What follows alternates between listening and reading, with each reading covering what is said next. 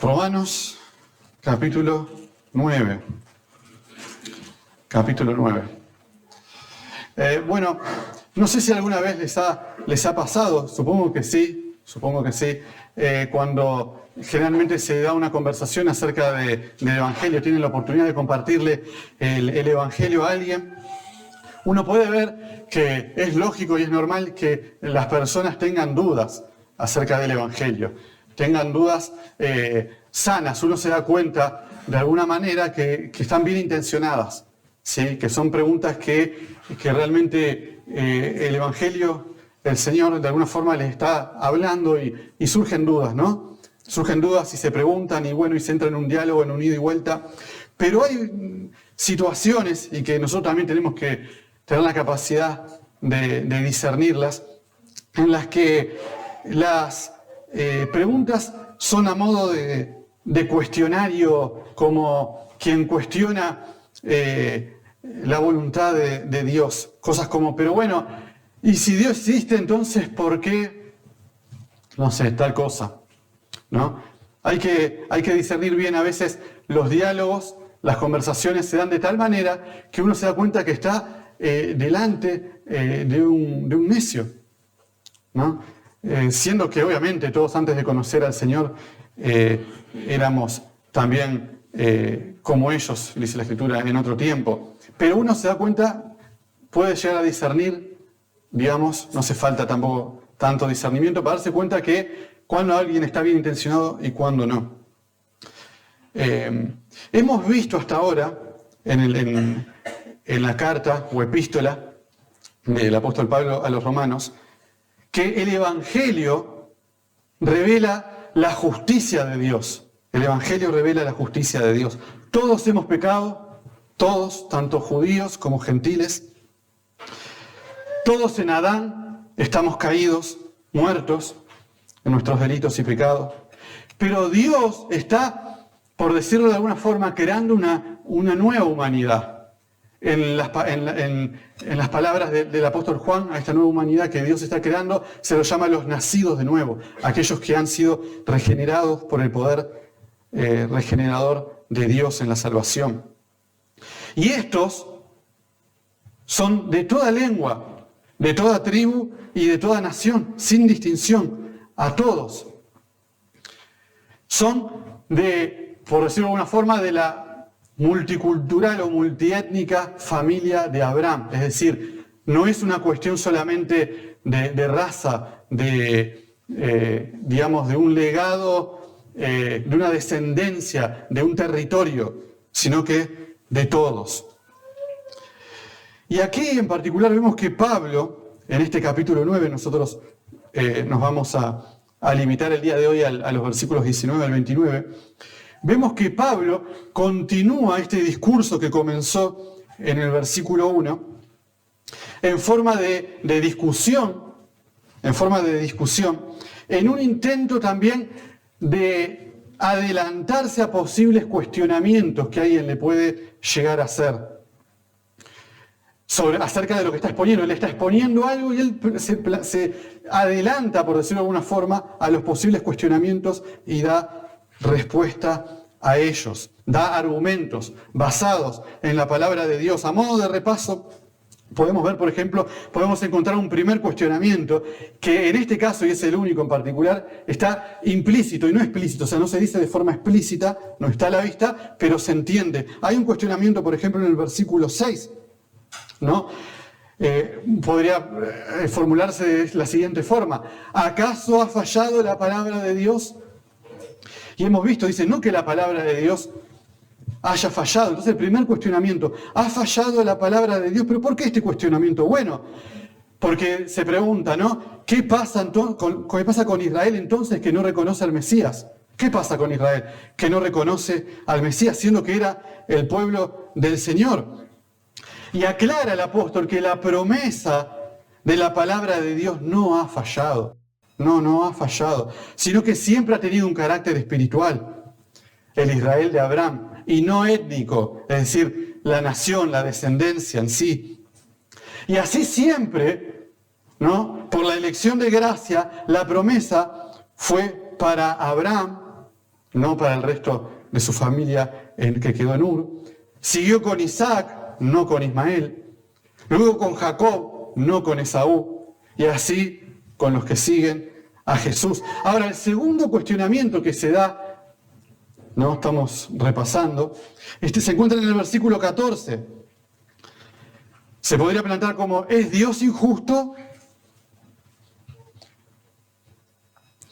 No es injusto Dios, lo vemos eso, la respuesta en el versículo 14. Se explica aquí en el versículo, y se concluye en el versículo 18, que del que quiere el Señor tiene misericordia y al que quiere endurece. ¿Ven el diálogo? Entonces ahora nos encontramos con un tercer cuestionamiento. Y ahora sí, con el texto que nos compete el día de hoy. Se encuentra en el versículo 19, habiendo visto que Dios, del que quiere, tiene misericordia y al que quiere endurece, dice, me dirás entonces, ¿ven lo que decíamos recién? Se adelanta al cuestionamiento. Me dirás entonces, ¿por qué todavía inculpa, acusa, reprende, condena, por decirlo de alguna forma, si nadie resiste a su voluntad? Ahora, y por eso yo les decía al principio, que se puede dar la situación y uno tiene que tener discernimiento acerca de los cuestionamientos cuando uno está compartiendo el Evangelio. Aquí, este tercer cuestionamiento ya tiene otra intención. No es lo mismo que los dos anteriores. Quien lo realiza, ¿no? Es alguien que entendió lo expuesto, no es un ignorante, entendió lo expuesto en el punto anterior, acerca de, por ejemplo, la misericordia, que Dios tiene misericordia del que quiere endurece. Lo entendió perfectamente. Pero lejos de humillarse, reacciona con un cuestionamiento a la persona del Señor. Entonces, notemos la forma del cuestionamiento. Miren, las personas no entendemos todo de Dios. Sin embargo, lo aceptamos. Por ejemplo, y una cuestión quizás muy tonta, muy básica, pero creo que lo van a entender. Si yo les pido que alguien salte, ¿no? Que salte, y salta, ¿verdad? Confiando que va a caer al piso, digamos, va a tocar piso en algún momento. No entiende todo de física, no es un experto en física, pero sabe que no va a salir volando a la estratosfera por un impulso, va a caer. En la medida que el salto sea algo chico, va a caer rápido, si no, va a demorar más y va a ser más doloroso. Pero sabe, y no entiende todo acerca de la física. De la misma manera, y así podríamos poner otros ejemplos, pero de la misma manera nosotros no estamos llamados a entender todo acerca de Dios. No estamos llamados, hay que discernir quién se pregunta, si quien se hace las preguntas tiene un genuino interés, o si simplemente entiende, pero no quiere aceptarlo. Y por tanto reacciona de la forma que reacciona, cuestionando al Señor. No, como decíamos antes, si Dios es bueno, entonces ¿por qué? Cuidado a veces, hay que tener discernimiento. Dios es soberano y el hombre es responsable. Eso lo hemos visto anteriormente, el domingo pasado, sin mal no recuerdo. Dios es soberano y el hombre es responsable. No podemos con nuestra mente armonizar esto, ambas cosas, que Dios es soberano, pero el hombre es responsable. Pero el hecho de que no podamos armonizarlo de forma completa no elimina nuestra culpa ni el hecho de que sea absolutamente cierto. Tampoco podemos armonizar todas las leyes de la física en cuanto al salto. Sin embargo, nosotros creemos que vamos a tocar piso. Hay que tener discernimiento. Y esta pregunta se replica enérgicamente por el apóstol Pablo, con más de una pregunta. En el versículo 20 y en el versículo 21. Podríamos resumir lo que hace en el versículo 20 como: ¿puede un vaso de barro altercar, discutir, disputar con su alfarero? ¿Lo puede hacer? Claramente no. En el versículo 21 podríamos resumir la pregunta de la siguiente forma: ¿no tiene potestad el alfarero sobre su barro? Miren, el Proverbio 26:5 nos enseña que no debemos responder al necio conforme a su necedad, para que no se estime sabio en su opinión. Cuidado, hay que saber cuando estamos frente a la persona que estamos y responder al necio conforme a su necedad. Ahora, si el alfarero entonces tiene potestad, tiene derecho sobre el barro que debe callar ante él, ¿qué hay si el Señor quiso? Y ahí está el versículo 22 y 23. ¿Qué hay entonces si el Señor quiso hacer vasos de ira, vasos de misericordia? Miren, algo interesante. En el versículo 22 y 23, vamos a leerlo. ¿Y qué si Dios, queriendo mostrar su ira y hacer notorio su poder, soportó con mucha paciencia los vasos de ira preparados para destrucción? Presta atención a lo que lee. Y dice, y quiso también hacer notorias las riquezas de su gloria para con los vasos de misericordia que Él preparó de antemano para gloria. Noten lo siguiente, ¿no? Los vasos de ira fueron preparados para destrucción, ¿no? Mientras que los vasos de misericordia son los que Él, dice la Escritura, preparó de antemano para gloria. Hermanos, el Señor no pone maldad en el malo. Él no es autor del pecado, ni tienta a ninguno, dice la Escritura. Dios no prepara de antemano a nadie para el infierno. Cuidado con eso, cuidado. Todos nacemos para allí. Así lo revela Efesios 2:3. Y éramos, dice la Escritura, por naturaleza hijos de ira. Lo mismo que los demás, así como los demás. El infierno no fue preparado para nosotros, pero todos nacemos para allí. No quiere Dios la muerte del impío. Ezequiel 33:11 así lo revela. El fuego eterno fue preparado para el diablo y sus ángeles. Mateo 25:41. Pero, por su maldad será lanzado el impío. Proverbios 14:32. Ahora, vuelve a Dios, si no has ido a Dios todavía, vuelve a Dios. Vuelve a tu Hacedor, vuelve a Dios. No importa cuán grande haya sido tu pecado, vuelve a Dios. El infierno no fue preparado para ti, pero vas derechito allí por tu maldad. Y cuidado con criticar a Dios. Dios no pone maldad en el corazón. Nosotros mismos hemos decidido nuestro extravío. Le hemos dado la espalda a Dios. Hemos pecado contra Él. Pero Dios nos dice, volveos de vuestros malos caminos. Volveos. Hay esperanza en Cristo. En Cristo hay esperanza. Miren lo que dice Ezequiel, capítulo 33, versículo 12. La impiedad del impío no le será estorbo el día que se vuelva de su impiedad. Vuelve a Dios, no importa cuán grande haya sido tu pecado. Dios es amplio en perdonar. Dios es amplio en perdonar, pero llegará el día que la puerta será cerrada. Golpearás y no habrá quien abra. Vuelve a Dios.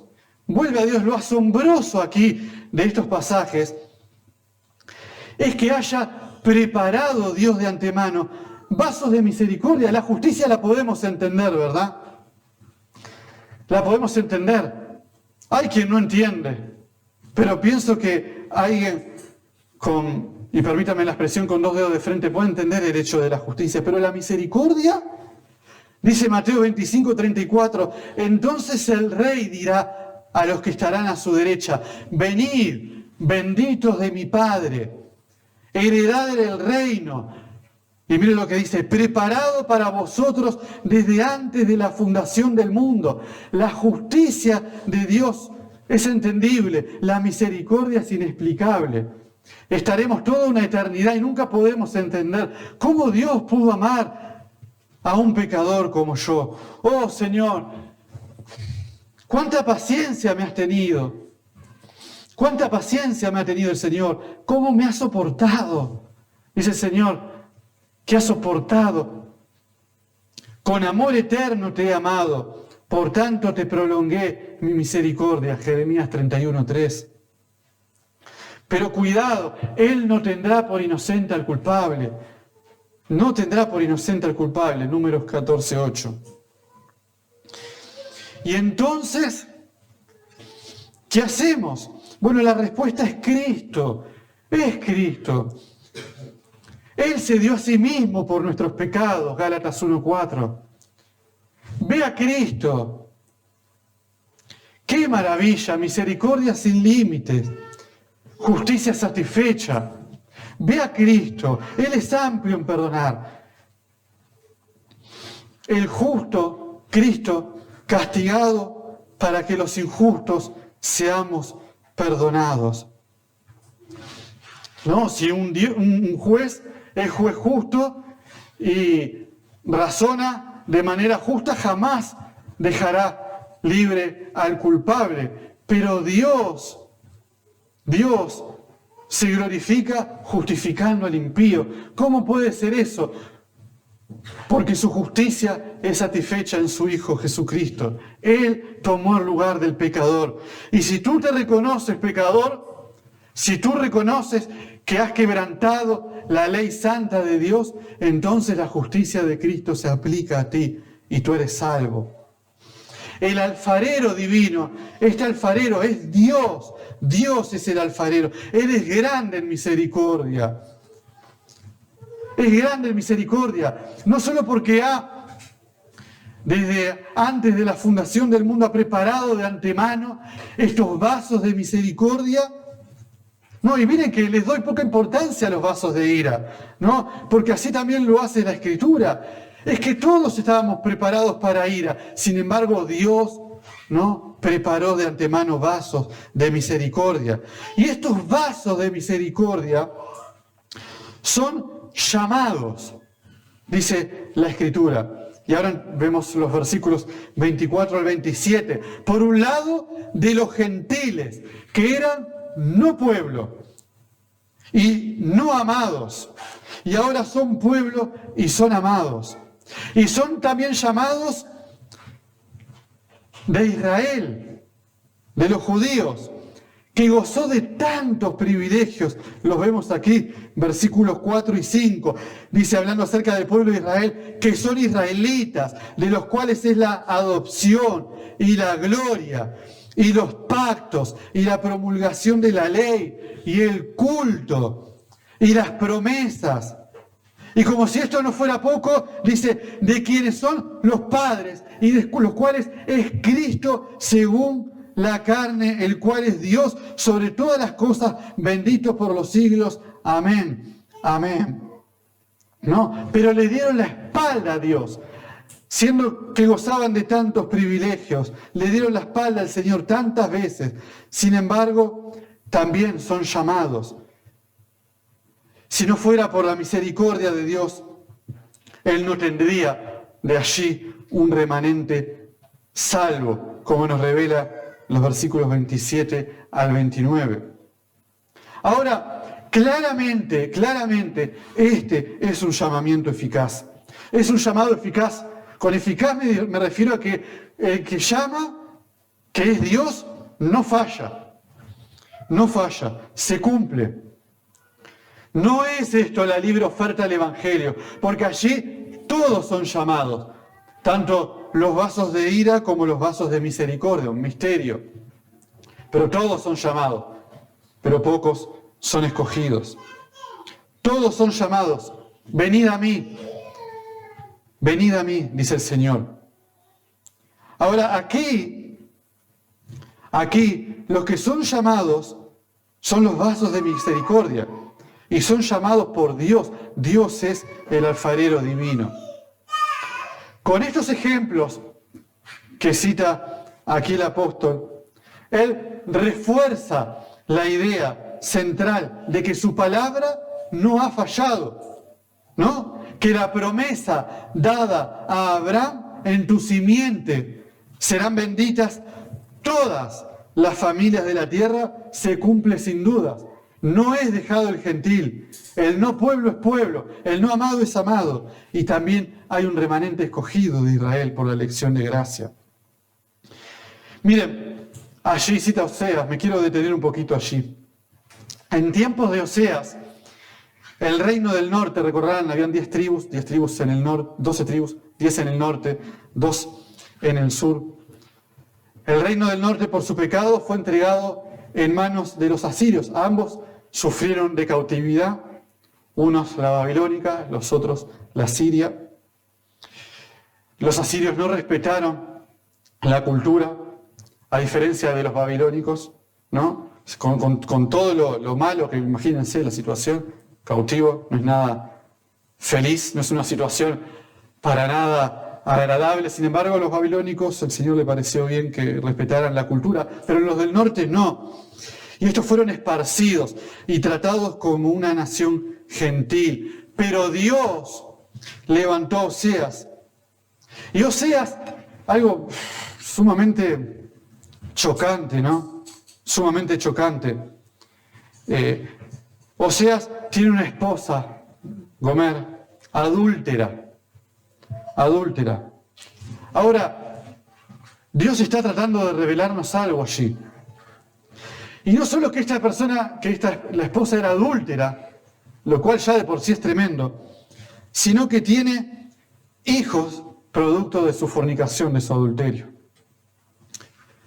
Hermanos, Dios usa a Oseas para mostrar lo que iba a hacer con la nación, que era adúltera de corazón, al igual que Gomer, que se había entregado a otros dioses, dando la espalda a Dios, a su Hacedor, y tendría misericordia de muchos de ellos para alabanza de su gloria. No podrían ser llamados pueblo, son llamados pueblo. No eran amados, son amados. El Señor, a través de Pablo, nos muestra también que los gentiles ahora son pueblo por la fe en Jesucristo. Y que este Israel, que le había dado la espalda a Dios, que había sido adúltero de corazón y que había fornicado detrás de otros dioses, Dios ha guardado un remanente por la elección de gracia. Hermanos, nosotros debemos detenernos y pensar lo siguiente. ¿Cómo Dios puede habernos salvado? ¿Cómo puede ser esto? En lugar de pensar, ¿por qué salvó a unos y a otros no? Miren, alguien ponía un ejemplo y a mí me pareció muy oportuno traerlo también, ¿no? Imagínense que usted está en un calabozo, ¿sí? En un calabozo, ha cometido un delito, no importa cuál, algo muy grave. Y alrededor de usted hay muchos otros, violadores, asesinos, que han robado, de todo. Imagínense la peor lacra de usted ahí, en el calabozo. Y de repente le hacen saber a usted, ¿no?, que existe la posibilidad de liberarlo. Van a pagar por su rescate. Imagínese usted que está ahí en esa situación y se levanta y empieza a preguntarse, pero ¿y cómo van a dejar a este? ¿Y este? ¿Y qué es de este? ¿Y este otro? Es absurdo. Usted sale disparado de allí, ¿verdad? No quiere quedarse. Es absurdo que alguien se ponga a pensar cuando hay tanta misericordia delante en que, ¿por qué se queda el otro? ¿Y qué me importa? Yo salgo corriendo. Voy a Cristo. ¿Cuán necio es pensar semejante locura? ¿Cómo uno se va a poner a pensar, ¿y qué de esto? Uno lo que piensa es, ¿cómo pudo tener compasión de mí? ¿Cómo pudo tener compasión de mí? ¿Cómo puede ser? Y otra cosa, hermano, para reflexionar. No debemos defender a Dios, tengan cuidado con eso. No debemos defender a Dios de este tipo de doctrinas, ¿no?, que para algunos pueden llegar a ser poco simpáticas, No estamos llamados a defender a Dios, sino a exaltarlo. Miren la iglesia evangélica actual, cómo callan esto. Hay muchos que quizás están de paso por aquí, ¿no? Todavía no pertenecen a la membresía de la iglesia o quizás vienen esporádicamente, ¿no? Si uno tiene la oportunidad de ir a otra iglesia evangélica, ¿no? Entre comillas, actual, gracias a Dios Él está levantando en nuestro país muchas iglesias fieles, ¿no? Pero en términos generales, de hecho doy testimonio que hay iglesias, no solo en la nuestra, aquí en Rosario, que predican el Evangelio fielmente. Pero en términos generales, si uno sale, se va a encontrar que estas cosas, que son poco simpáticas, no son predicadas. No son predicadas. A usted se le va a dar una palmada en la espalda. Hasta quizás se le va a invitar a formar parte de alguna actividad como para entretenerlo. Pero nunca se le va a decir, jamás se le va a decir que usted está en falta con Dios y que Dios está airado con usted. Pero no quiere al mismo tiempo la muerte del impío. Dios no se complace. El infierno no fue preparado para usted. Dios quiere que se salve, que venga a Él. Lo invita. Miren, van a ir muchos al infierno. Y decía Spurgeon, ¿no? Yo me hago eco de sus palabras. Muchos van a estar allí. Ninguno va a poder decir a Cristo, yo quise ir a ti y tú no me recibiste. Mentira. Mentira, mentira. Todo aquel que viene a Él no le echa fuera. Ven a Cristo, Él es amplio en perdonar. Y es más, quizás uno no vaya a la iglesia evangélica actual, ¿no? Pero quizás alguno de la iglesia evangélica actual venga, ¿no? Y al escuchar estas cosas se levante. Alguien me decía hoy, qué duro, ¿no? Romanos 9, ¿no? Que esto es tremendo, me ha confrontado. Para bien me lo decía, ¿no? Y uno quizás no vaya a una iglesia evangélica, pero quizás alguien venga y se levante y diga, no, ese no es mi Dios. Mi Dios es bueno, por lo tanto me va a perdonar. No me va a castigar. Pero es absurdo eso. Es absurdo. Yo no quiero un juez así. Mire, si a mí Cristo el día de mañana me despierto en el infierno, yo voy a llorar, pero no voy a llorar porque, digamos, Cristo haya sido infiel. Dios es fiel. Dios es justo. Yo voy a clamar, digamos, pero no voy a llorar, pero de miedo, no por la injusticia de Dios. Dios es justo. Y si Él te manda al infierno, Él está en todo su derecho, pero jamás será condenado a alguien que ha creído en Cristo. Ahora, qué absurdo pensar que Dios pueda ser injusto. O, bueno, mi Dios es bueno, Él me va a perdonar. No, Dios es amor. Pero imaginemos que alguien, ¿no? Mata, Dios te libre de semejante cosa, Dios mata a alguien de tu familia. Alguien mata a toda tu familia y tú estás allí, el día del juicio, esperando que se haga justicia. Y se levanta el juez que lo va a juzgar y dice, bueno, pero total yo soy tan amoroso y soy tan bueno que bueno, lo voy a dejar ir. Lo voy a dejar ir, total, pobrecito, él no quiso hacer eso. Terrible. Una situación espantosa, imagínense. Usted allí esperando que se haga justicia y este hombre se levanta y dice, bueno, las personas quieren, hoy muchos de la iglesia evangélica quieren un juez así. Claro, porque no les afecta en nada. No se imaginan, pero es absurdo querer un juez así. Dios es el juez de toda la tierra y Él va a castigar, no va a dejar por inocente al culpable. Sin embargo, todos somos culpables. Y entonces, bueno, así como decíamos, Cristo, Él toma nuestro lugar. El justo Hijo de Dios, habiendo vivido una vida perfecta, Él carga con nuestro pecado, Él toma nuestro lugar. Y así es declarado justo todo aquel que en Él cree. La justicia de Cristo le es imputada. Es vestido con las ropas de justicia para nunca más ser condenados. Hermanos, cuán limitados somos en nuestro entendimiento, pero no estamos llamados a entenderlo todo, sino a descansar en lo que el Señor le ha parecido bien revelarnos. La palabra de Dios no dice todo acerca de Dios, no revela todos los misterios del Señor, pero revela todo lo que nosotros necesitamos para nuestra salvación. Y vaya que ahí hay cosas, ¿no?, que necesitamos entender. Pero no es necesario más información que la que tenemos aquí, sino más humillación. Debemos humillarnos. El problema del que tiene este diálogo allí, quizás imaginario con Pablo, no es una cuestión de entendimiento, sino una cuestión de humillación. Se tiene que humillar delante de la persona del Señor.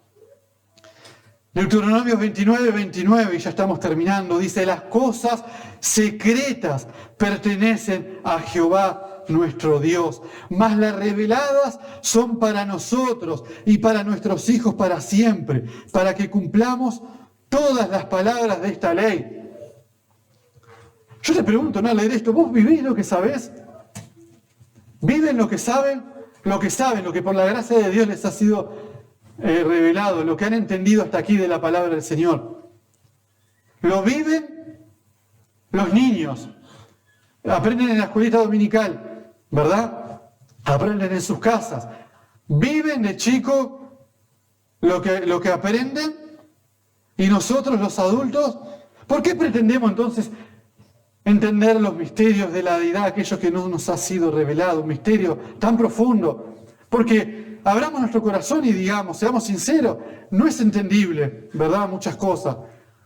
El misterio, la soberanía de Dios, pero la responsabilidad humana, el hecho de que Dios haya apartado vasos de misericordia para tener misericordia, es asombroso, pero no es entendible. Siendo, que todos nacimos para el infierno, para la ira, objetos de su ira, pero Dios ha tenido misericordia y somos responsables. Quien se va al infierno se va por sus propios méritos, por su propia responsabilidad. Ven a Cristo entonces, ven a Cristo.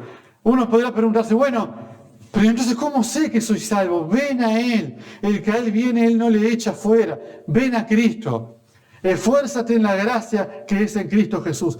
¿Te estás esforzando en la gracia o vives como te da la gana? Si has nacido para Cristo, vives para Cristo. No que todos tengamos las mismas responsabilidades, no todos están llamados a ser pastor, a ser evangelista, a ir a hacer alguna misión en algún lugar recógnito, pero sí está llamado a compartir el Evangelio. Comparte el Evangelio. No te avergüences del Evangelio. Dios tenga misericordia de nosotros. ¿Cuántas veces hemos fallado al Señor en esto, verdad? No suavices el Evangelio. No lo suavices, porque Dios no va a suavizar el castigo. Dios no lo va a suavizar. No va a existir tal cosa como que llegado el día y alguien se encuentre en el infierno, Dios diga, bueno, pobrecito, rechazó a mi Hijo, Jesucristo. No, tengan cuidado con eso, que el Señor les bendiga. Vamos.